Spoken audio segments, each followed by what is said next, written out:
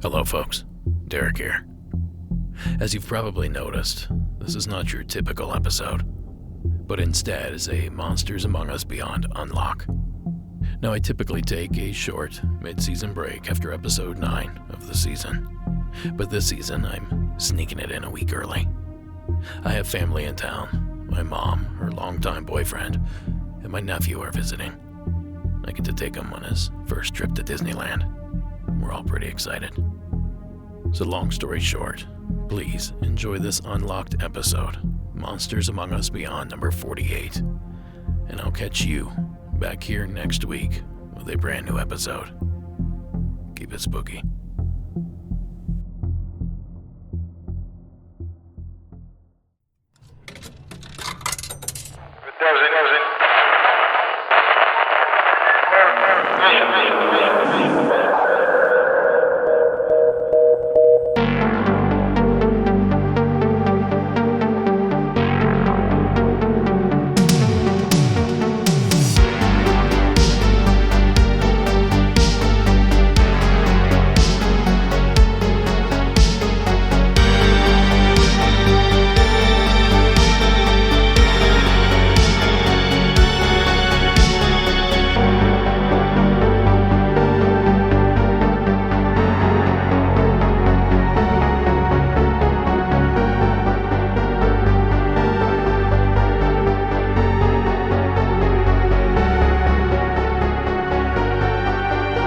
Good evening and welcome to Monsters Among Us Beyond number 48.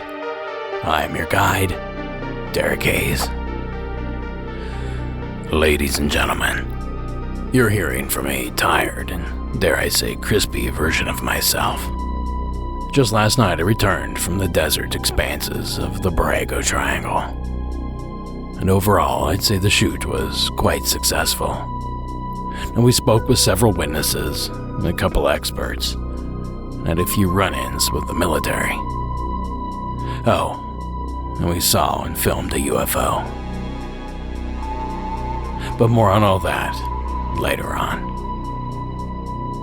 Despite the 120-degree heat, we survived, and I'm now back in the saddle and ready to deliver your next Monsters Among Us Beyond episode. And since I still have the desert on the mind, let's field a call from that sun-baked region. So do me a favor, and please help me welcome Eric from California to the show. Hi, Derek. This is Eric from Palm Springs, California. I wanted to call and discuss and hopefully find out if anyone else experienced something around Freaky Friday, December. So it was a Friday the 13th in December of 2019. I went to sleep on the 12th that Thursday evening, and at around 11:30, I woke up. I felt like I was in a dream state. I felt like I was being lifted and levitating out of my bed. My sheets were levitating. My dog was levitating, and there was just this huge, thunderous vibration. And so I just started calling out the name of Jesus. I told it to put me down. At the time, I was probably one of maybe 3 people staying in an old motel that was renovated into an apartment complex. So I know that it most likely had some residual haunting or type of paranormal prevalence. But in my unit specifically, it was pretty peaceful until that night. After I called out, while it was trying to grab me, I felt like I was dreaming just because I was half awake, but most of the time when I dream, I'm really not able to scream, and I was screaming at the top of my lungs, and I told it to put me down. I called on the name of Jesus, and all of a sudden the light bulbs, they hued really bright. They didn't burst, but it was like a flash from out of the windows, just an extremely bright light, and a really high-pitched noise, like a dog whistle. So I come to after that, thinking, okay, I just woke up from a dream, a little nightmare, whatever. Well, it was about 2 a.m., and the lights in my apartment, my little studio apartment, are still on. Typically, if I'm going to sleep, I don't sleep with the lights on, so to have slept for a good 4 hours because I laid down around 10 p.m. on the 12th and then I wake up on Friday the 13th at around 2:30 a.m. It was odd. Everything was in place. Everything seemed fine, except the next morning I was headed out to go to work and my car wouldn't start. The battery was dead. So, I called my insurance company, my roadside assistance, and they came and jumped my battery. The guys that were jumping my battery seemed very off. They just seemed very distant. Living in the desert, I know drugs and stuff can be a problem. So I was kind of used to just giving people the benefit of the doubt and, just understand they're trying to get by. But it was when I got to work and my supervisor, I was kind of just discussing how my night went, kind of had a rough sleep. And she was telling me that her husband, who actually works for the electrical plant in Palm Springs, he had to go to work that night of the 12th into the Friday the 13th because there was an explosion in the middle of Palm Springs, some type of electrical equipment or something. And I was asking her what time, and she said around 11:30 p.m. And I thought, that's not a coincidence. So throughout the workday, I go out there. I was actually taking my dog to work, and at some points, if it got really busy inside, I didn't want him to get antsy, so I put him in the car. But my car wouldn't start, so I couldn't turn on the AC. My car was parked literally, there was a wall and then the parking lot, and he was parked right behind me, so I didn't really worry about that. But my car wouldn't start, and I had to actually buy a new battery. And I sincerely think that whatever happened affected the battery of my car. My cell phone wasn't acting right. My computer kind of fell to pieces after that.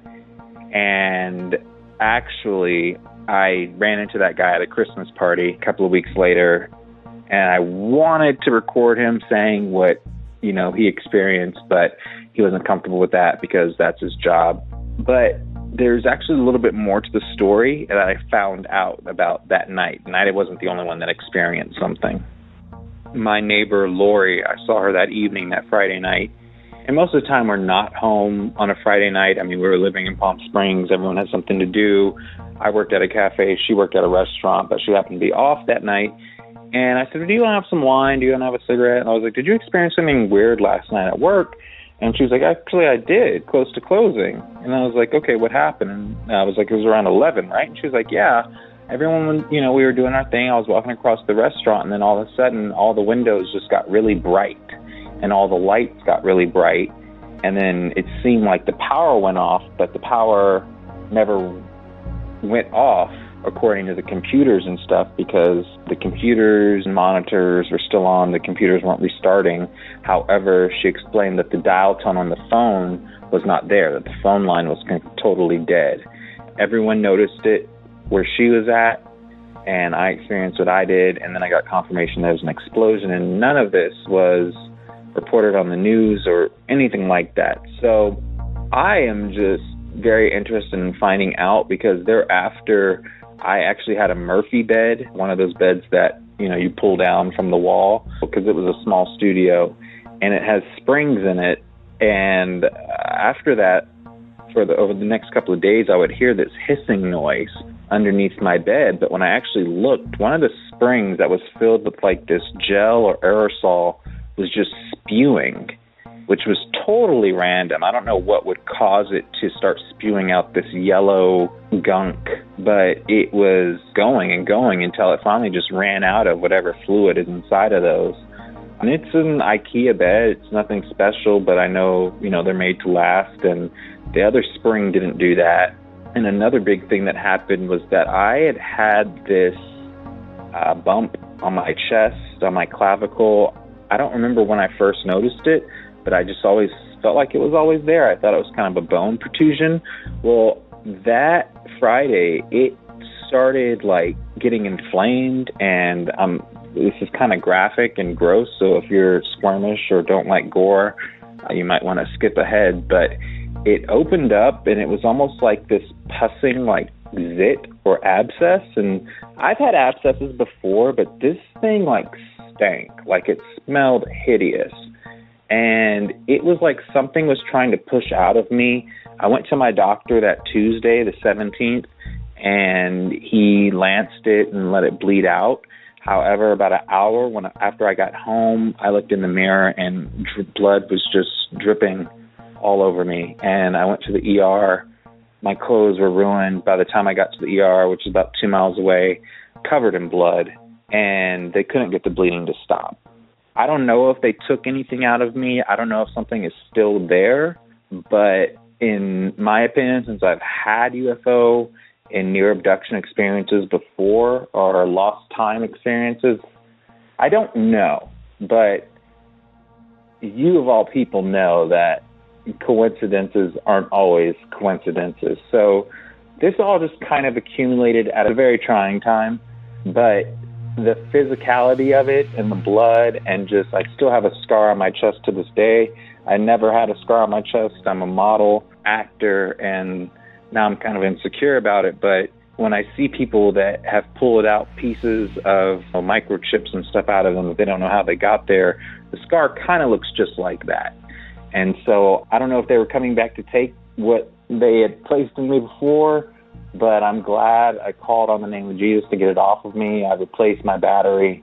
My computer still needs to get fixed, but I will never forget that night, and I'm very interested in finding out if anyone else in Palm Springs, Coachella Valley experienced something like that on December 13th, 2019, Freaky Friday, and December 12th, flash of light, lost time, something happened. And a couple of weeks later, I saw a meteorite fall right behind me. It looked like it fell into the mountain. It was beautiful, but also scary. So in any case, thank you so much for what you do. Love the show. Bye-bye. Thanks, Eric. That's a sizable collection of experiences, and or possibly some of the worst luck around. And coincidentally, the date in question just happens to be my mother's birthday. And also coincidentally, that date holds significance when it comes to astronomical events in our own nighttime sky. Hey everyone, we've got something pretty cool that you can see in the skies this Sunday evening. The annual Geminid meteor shower is taking place. This happens every year as Earth passes through a debris field from the comet 3200 Phaethon. The best view is going to be overnight Sunday and into early Monday. What you want to do, look up, find the constellation Gemini. Great way to do that, download one of those stargazer apps and it can help you find the constellation. You'll be able to see 60 to 120 meteors per hour. This is our best shower of the year, and our forecast is calling for some chilly. That clip courtesy of WHAS, ABC News 11, out of Louisville, Kentucky.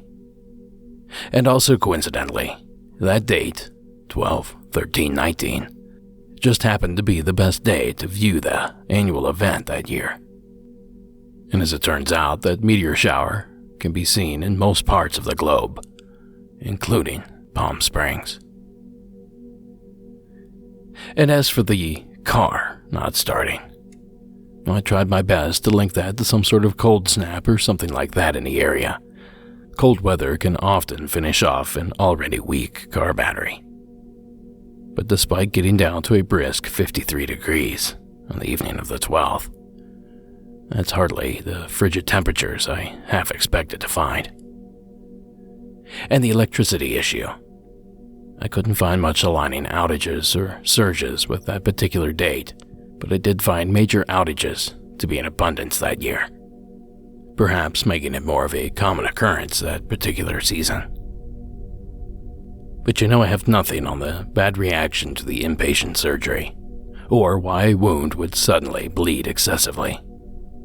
But I am also quick to admit that I am not a doctor, so perhaps there is some sort of logical explanation there. So from a bird's eye view, what are we looking at here?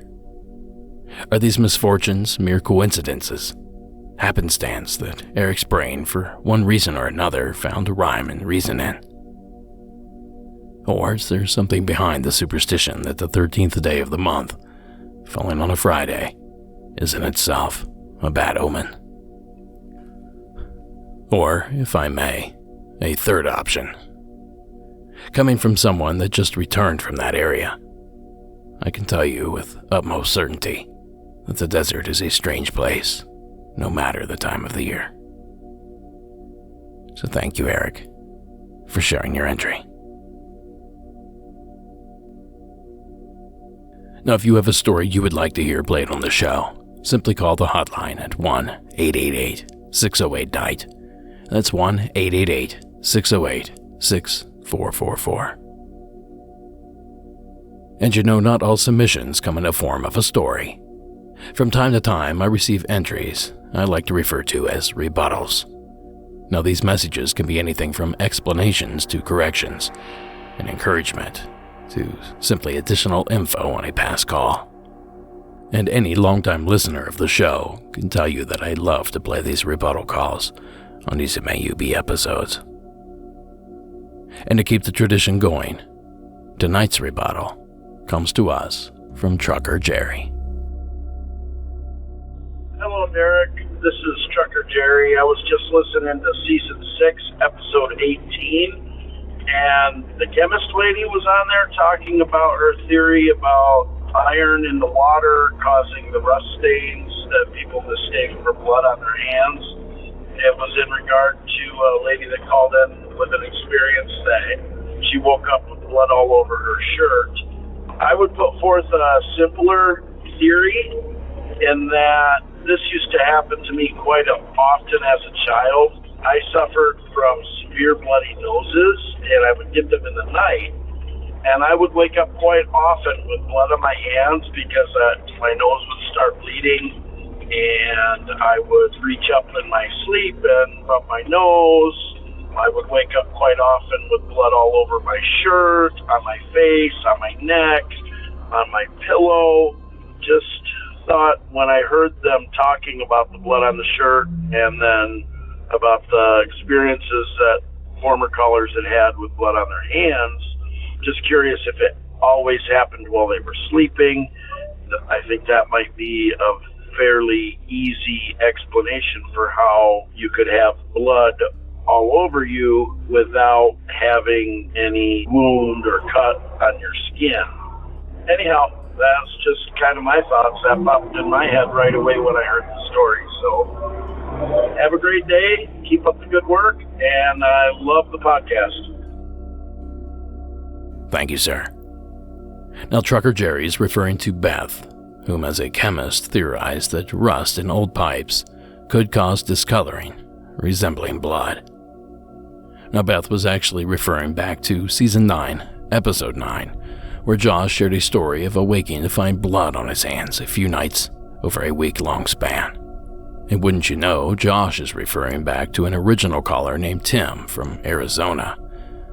But unfortunately, I was unable to find the episode on which that call was featured, which tells me it was likely very early on in the show's existence. Regardless, I think I like Trucker Jerry's explanation the best. Now, obviously, the iron-rich water theory Beth suggested certainly holds water, so to speak. But I can't help but think Trucker Jerry's theory is more likely to happen. So thank you again, Trucker Jerry, for sharing your entry. And be safe out there. Now, I've done an awful lot of talking so far this episode, so let's remedy that with a call from Chris in the state of Oregon. Hi, my name's Chris. I'm calling from Portland, Oregon. My story actually kind of starts from when I was younger. I was listening to one of your latest podcasts, which I love all of them so far, talking about Tallman episode from Unsolved Mysteries. And I was thinking about the experience that I had when I was younger and thought it related. So it was back in 88, 89. I was about 9 or 10 years old at the time. We lived just outside of La Crosse, Wisconsin. And we were at home, just my 2 brothers, my sister, my mom, and our dog. And we were all sitting around in the living room watching the Unsolved Mysteries episode. And the Tallman episode story came on. We started watching it. It was kind of towards the end, we all heard this weird sound, and it sounded like a scraping sound. So we all looked at each other, and it stopped. And we kept watching the show. The next story came on, and all of a sudden our dog jumped up, took off upstairs, and we were all kind of looked at each other again, like, well, that's a bit odd. And about 10, 15 seconds later, huge crash in our bathroom, and we all jumped up, We all ran to the one couch where my mom was sitting, and we all looked back towards the bathroom. And what I recall, I saw, you could hear like people walking through the glass, like footsteps, glass moving around. And on the wall, you could see two shadows. And one of the shadows had the other by the neck and was pushing it into the bedroom that was right there, which was my brother's and I bedroom. So we all just sit there and stare at it it seemed like forever. It was probably only a few seconds. My mom and sister got up and walked back there, and they turned around the corner, screamed, took off. We all shot out of the house, ran up to my grandparents' house, called my dad. He was on the night shift. He came home, checked it out, and the big mirror that was above our vanity fell off the wall and smashed on the floor. And he said the funny thing was we had a pretty heavy-duty wire holding the mirror up, and the nail was still in the wall, and the wire was still intact. So I'm not quite sure how it fell or what we were looking at as far as the shadows go, but it was an interesting experience. We had quite a few in that house. It was a new house. It was a log house that was built in the early 80s on a piece of property that had some pretty interesting history behind it. So we had some interesting experiences in that house. But that was just one of them, and I heard the episode with Tallman, and thought I'd share this one. Thanks for listening. Hope it can work for you, and keep up the good work. Bye. Thanks, Chris. Now, of course, he's referring to the segment that aired on the series Unsolved Mysteries. The story featuring the Tallman family, a Wisconsin family plagued by a residential haunting. Now here is a segment of that original broadcast to help jog your memory. In early February of 1987, Alan and Debbie Tallman brought home a bunk bed they had purchased at a second-hand furniture shop. You got that, partner? Oh. They assembled the bed and stored it in their basement. That's right, didn't we? Well, look at... When the bunk bed was moved upstairs, it marked the beginning of 9 months of horror for the Tallmans. From the moment the bed was first slept in, the house appeared to be haunted by spirits that terrorized first the children, then the entire family. The house where the Tallmans lived had no known history of hauntings, and the Tallmans had never in their lives given ghosts a second thought. They are regular churchgoers. Debbie is a housewife and mother, and Alan is shift supervisor in a manufacturing plant. They are credible and responsible citizens, but their paranormal experiences have left them deeply scarred. The Tallmans feel they were in a battle with forces they do not understand, a battle they were destined to lose. Now that segment scared the hell out of me as a kid. And if even half of what the Tallman family reported was true, then I have nothing but pity for them. And as for Chris's experience, part of me wonders if an entity somehow was able to view the program along with the family. An entity that's been with this family for months or possibly even years. And perhaps that entity was somehow inspired by what it was watching on the television. Now, of course, I have no idea how those rules work, so this is strictly speculation. But we do appreciate the entry, Chris, and I'm glad to hear I'm not the only one that was traumatized by that particular episode.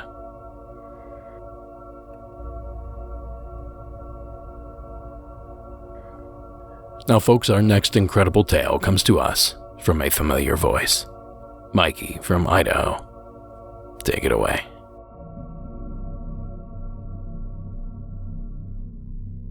Hey, Derek. This is Mikey from Idaho again. I've called in a couple different stories and...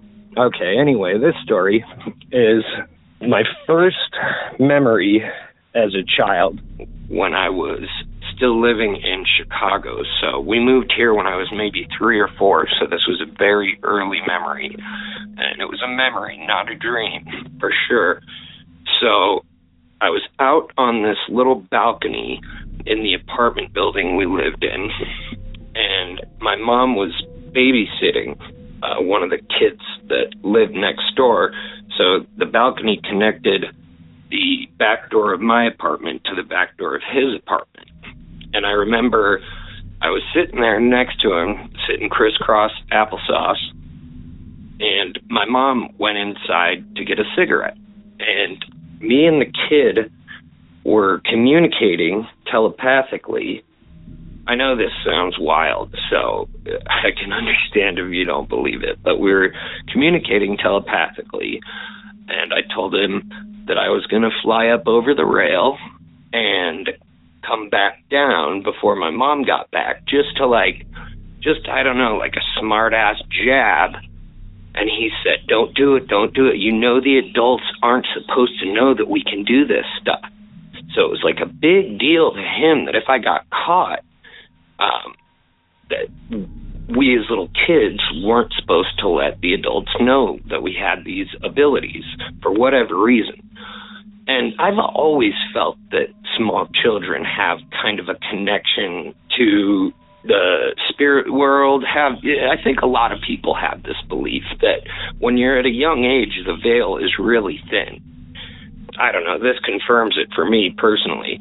So I was still sitting crisscross applesauce, and I floated up and I floated out over the railing, and I looked back at him, and I can remember he was shaking his head no. Like, no, what are you doing? And I just smiled and slowly came back over the rail and sat back down before my mom came out with her cigarette. And so later in life, I told my mom this story, and I was like, I want to try to confirm some things here. She's like, yeah. And I was like, okay, so was there a balcony that connected our apartment to the apartment next to us? And she was like, yeah. And she kind of figured I was too young to remember any of this. I said, was there a little kid that was a little younger than me that you used to babysit that lived in that apartment? And she's like, yeah. And I was like, were we up maybe 3 levels? And there was a big patch, a square patch of grass with other apartment buildings, like an L formation? She's like, yeah. And so to me, that kind of cemented that this was a memory. This wasn't something that I had made up in my head, or, I mean, you can tell the difference between a memory and a dream. So that's my story. That's actually like the second memory that I have in my life, and the other one was really brief. So, again, I was so stoked to hear my voice on the podcast. I love the podcast, and that was kind of my 15 minutes of fame. So I've heard a couple stories of small children that remember flying on your podcast. So maybe you can use this, and maybe that kind of corroborates their evidence. Thanks, Derek. Keep it up. Thanks, Mikey. I'm happy to hear that we made your day. Now, the story Mikey told is very similar to other entries we've received over the years. I've even had strange dreams that I spoke about previously that have almost convinced me I once had the ability to fly myself. In fact, my dad even confided in me that he too has had the same dreams. So maybe there's something to it. Or perhaps it's simply something imagined, inspired by superheroes, magicians, or illusionists. Well, either way, thank you, Mikey, for sharing the experience. Now, our next entry this evening was sent in by Brittany in the state of Massachusetts. Hi, Derek. My name is Brittany. I'm calling from Marlborough, Massachusetts. And this story happened about 3 years ago in 2017. So I was riding my horse, and I'd come back from riding him. I usually ride about 8 o'clock at night till about 10. Well, by the time I'm done brushing him and putting him away and everything. So I was meeting my friend at her apartment over in a place called Wheeler Hill Apartments. It's kind of like one of those places where they have a bunch of apartment complex. They have like a central pool and a gym, a place like that. But this place was built up so that the apartments were built on a very steep hill. So if you were at a parking lot of one apartment complex and you parked, you'd be kind of looking down into the top level. There were 3-story apartments, the top level of the next apartment that was probably 200 feet away. In between the apartments was probably about 30 feet of tall pine wood that they decided not to cut down. They're probably about 7 years old, so they're pretty tall. And then there was a parking lot below those tree levels for that apartment complex, below where I was parked. I was parked on the top level. So when I parked, basically when you pull in and you park, your headlights kind of hit the top level of the apartment below you. So I had shut off my headlights, kind of keeping that in mind. And I have a big Silverado and a pretty bright light. So I shut that off, and I was looking at my phone to text my friend, say I was here, because we have to kind of get the doors unlocked and whatnot. And as I'm doing that and waiting for her to respond, I looked ahead of me and I saw a really, really bright light. I thought it was someone with a really bright flashlight, because it was about ground level on the parking lot below me. So probably about 75 feet below my truck down the hill. And I thought, just because I had shut my headlights off, I was kind of aware of the light, and people sleeping was about 10:30 at night in the fall. And I was like, wow, that's a really bright light. Must be a family going for a walk or something. And as I thought that, the light rose. And it rose kind of in a twisting pattern. And I thought they were shining the flashlight up for a second. But the way that the shadows were coming through the trees, through the pine trees, it was as if you had a glowing orb about the size of a basketball, maybe a little bit bigger than a basketball, but just as bright as if you've seen a stick of magnesium, if you've been to chemistry class or anything like that in college. It was that bright. It was as bright as magnesium and on fire. It was in the shadows from the trees. They were going both down and up, as if you were holding it in the middle of the trees, straight ahead of me, which would be about 75 feet off the ground. And it continued to rise up above the tree level, and then it just shot straight up. And that's my first story. My second story happened about 6 months later. I was driving to my barn, which is on the other side of town over in Berlin, Massachusetts. And I was coming down this big hill. It's called Orchard Hill. And I'm coming down the hill. And so this is about spring 2018. It was a clear night. And I saw what I thought was a shooting star. But as I thought, a shooting star, the light was actually going from the bottom of the hill that I was on. And it kind of went slow and then just shot straight off into space. And I actually locked the brakes up on my truck, because I was like, holy crap, what the hell is that? Both times, I mean, when people say they see these stories, you think, oh, it could be this, could be that. But my reaction both times was, holy, bleep crap, what the hell was that? I stood there shaking for 15 minutes, getting outside my car, trying to get my phone to get it on camera, and I couldn't get it back. But those are my stories, and I hope you could use them. I absolutely love your podcast, and keep up the work. Thank you. Thanks, Brittany. That certainly sounds like an active area. Now, the first encounter that Brittany reported reminds me of what U.S. military members saw in Rendlesham Forest back in the early 80s. A U.S. military installment in the UK that was visited 2 evenings in a row by a strange glowing ball of light. But then again, it also reminds me of the ball lightning phenomena. But Brittany, I can only suggest this. Go out and get yourself a dash camera. Not only will it be worth its weight in gold for insurance claims, but it'll see and record essentially anything you see through your own windshield.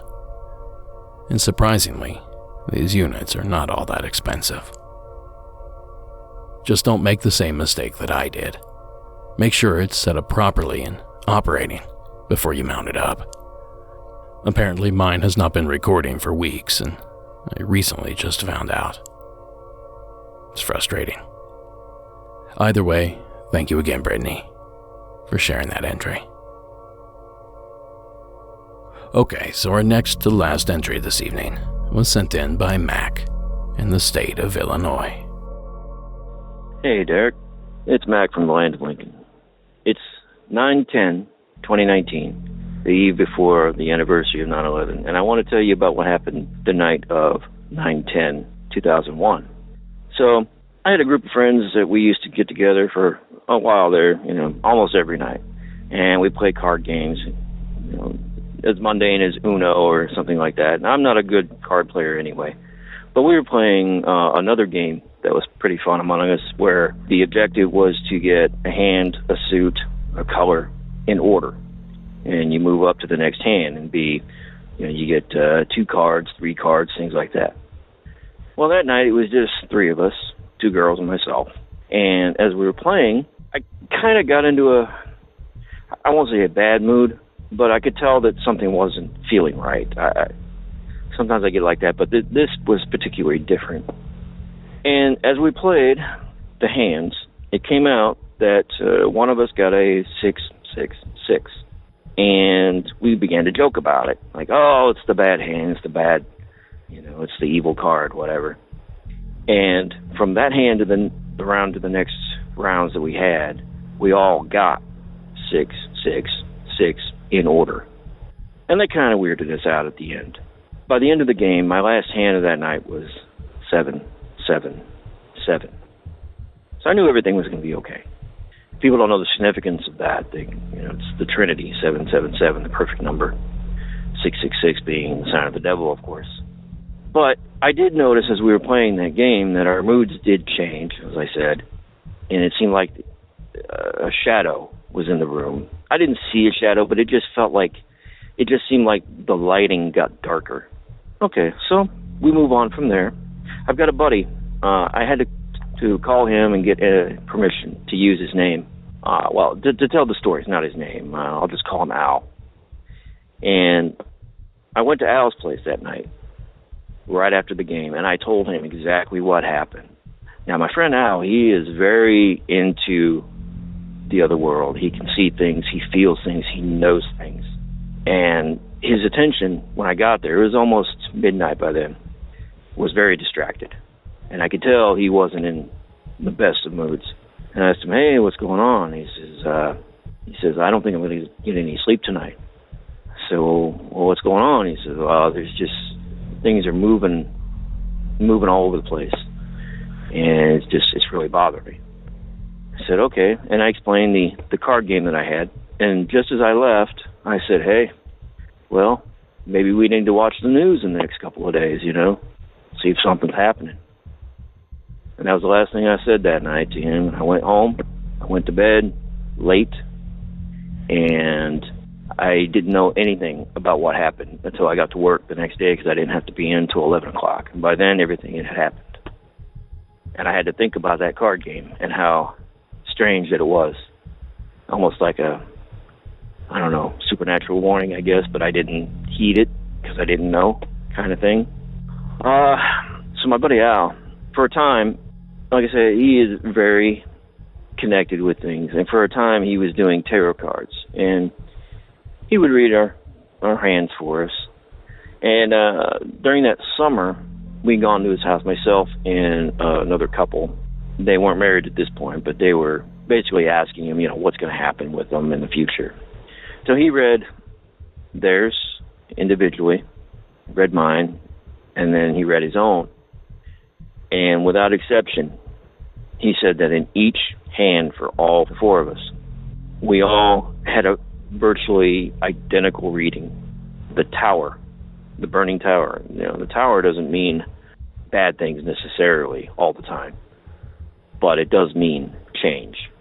And from what he read, we were all going to change within the next year. And we had no idea how it was going to change. But I think that was telling us that something big was going to happen soon. And of course, it did. And we all were definitely changed. Well, since then, my buddy Al, he's been keeping me up to date on how things feel. And I just talked to him today, and he said that things have picked up in the last few months a lot. So, maybe not. I don't know what's going to happen. We'll just have to wait and see. That's my story for the moment. That's what happened. I was just curious if anybody else had any strange experiences before that. I'll call back with more. Thanks, Mac. I was living in our fraternity house on campus. Sleeping, as I recall, when my roommate and best friend to this day burst in and screamed that we were under attack. Confusion and anger quickly flooded the room. I spent the majority of that day staring at an empty grill at the greasy spoon I worked at the time. No smartphones for updates, no customers with input, just an empty grill and a lot of questions. Talk about a terrifying day. But Mac, it seems you've experienced the same frustration that writer John Keel often wrote about, knowing that something was going to happen, but not enough details to know anything about it or have any ability to stop it. So what do you say, listeners? Has anyone else out there received what they perceive to be a warning before that dark day back in 2001?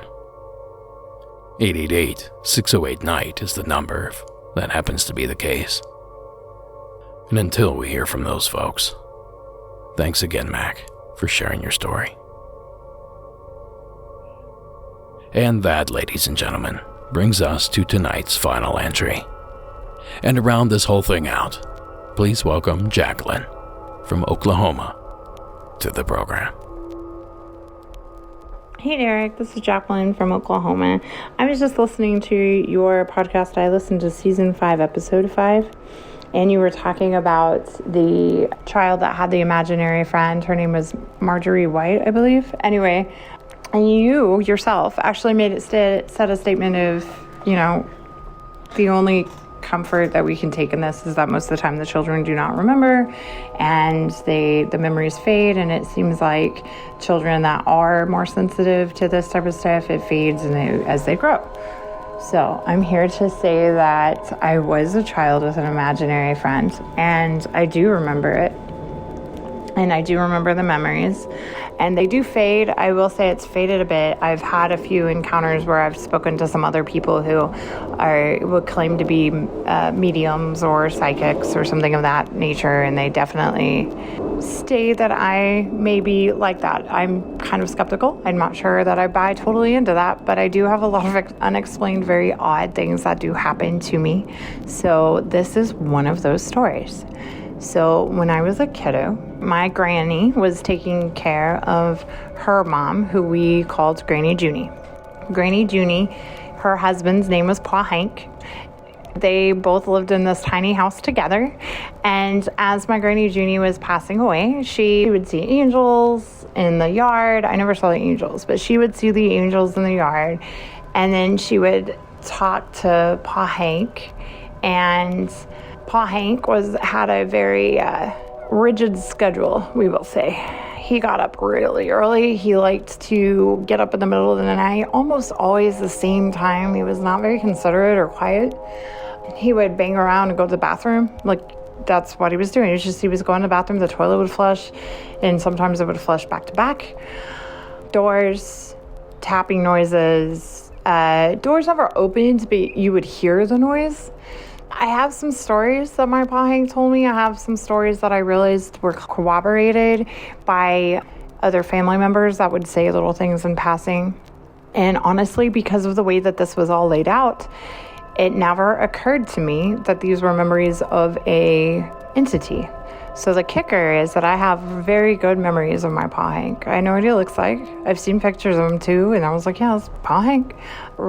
My most vivid memories are I did a thing a lot of times when I was really young called daisy chains. You just sit, and I like to pick dandelions, and I basically would make jewelry out of them, like a little flower child, and put them in my hair. But I would do this a lot of times in the backyard under a tree that my Granny Junie had in her yard, and he would sit under the tree with me and just tell me stories. Anyway, only kicker is I was born in 82 and my Pa Hank died in 81. I don't know that I really shared many of these memories at the time. I know that my granny had talked to me at some point about how I would talk about seeing them, and they just dismiss it, and they all knew that there was ghostly activity in the house surrounding him because my Granny Junie would never stay there on the anniversary of his death. He did die in the house, I think. I've never had that confirmed by a family member, but I just always felt like I knew that. Again, I don't understand, but I just always felt like I knew that. I'm pretty sure he did. He died there. So if he didn't, he started to, and then he died right later. But he died there while he lived there. Anyway, so I have so many of those memories. I'm not going to tell all of my family stories. And he was actually a very interesting character. He had some ties into Prohibition and things of that nature. So I have some cool stories that I'm grateful that I got to have, but I don't think I ever realized that I was getting stories from a ghost. My Granny Junie passed when I was 8. So these occurrences happened when I was 8 and younger. I have memories probably from the time I was about 6, maybe 5 or 6. That's about as far back as any memories go for me. But I have memories, just little pieces of them. So anyway, that's my story.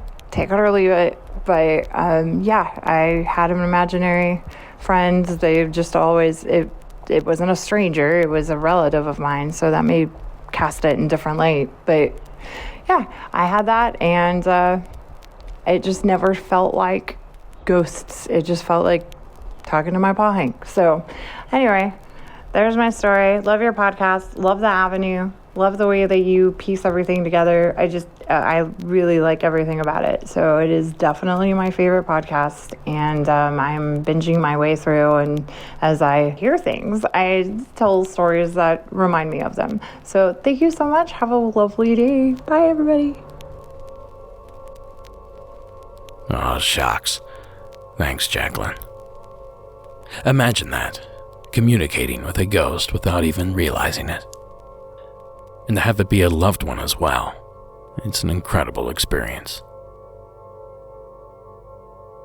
Now this entry reminds me of Julie's entry from Season 10, Episode 6, where she told of a woman suddenly appearing in her passenger seat. A woman, Julie assumed, was the victim of a car crash she just happened to be driving past. Now I can't put my finger on it, but they each give off a similar vibe. But of course, the glaring difference we can't ignore is that Jacqueline's imaginary friend may have turned out to be real. So that got me researching the phenomena of imaginary friends. And thanks to the Mental Health Network, I learned a thing or two. Kids say and do the darndest things, especially to their invisible friends. But now a new study shows kids who have imaginary friends actually benefit later in life. Researchers in Britain found children with imaginary friends are likely to be better problem solvers and better equipped for real-life social interactions, both as children and adults. They end up having what's called covert private speech while they play. So this internalized speech helps them develop the ability to think through cognitive tasks. By the age of 6, we're pretty fully developed with our personalities. Okay. After that, by 8, 9, 10, you should not have an imaginary friend. But I think it's fantastic when kids are young and they're able to, kind of embrace those cognitive developmental skills. I think a lot of it's creativity too. We always, as adults, we hear the things like that's not realistic. Kids don't know. So I suppose if your child is going around talking to someone or something you can't see, you can at least know that it's good for their development. That is, until you hear something like this. Gina, Yeah, Daddy? what are you doing? Playing with my friend. Same friend that you were playing with yesterday? Yeah. I don't see anybody, Gina. He's invisible. Invisible? What's his name? Dorothy. Oh. She's a little girl? Is she cute? Hi, Dorothy. He doesn't like you. Why? He says she doesn't like you. Why doesn't she like me? Because she said that you're weird. That I'm weird? Yeah. Well, you have to tell Dorothy she has to go home. Okay. Now that clip courtesy of MT Paranormal on YouTube. And it just so happens that Gino's dad, the adult voice in the previous clip, is a paranormal investigator. It also just so happens that he had recently investigated the town of Bannack, Montana, the purported home of a ghost named Dorothy. And that's going to do it for this episode. A huge thank you to Jacqueline for sharing her story, and another massive thanks to you for chipping in to support the show. Monsters Among Us Beyond is written and produced by me, Derek Hayes. All audio used in this production is done so under the protection of fair use. And the terrifying score you hear in the background, well, that's Co.AG Music and Carl Casey at White Bat Audio. Thank you so much for listening, thank you so much for the support. And until next time.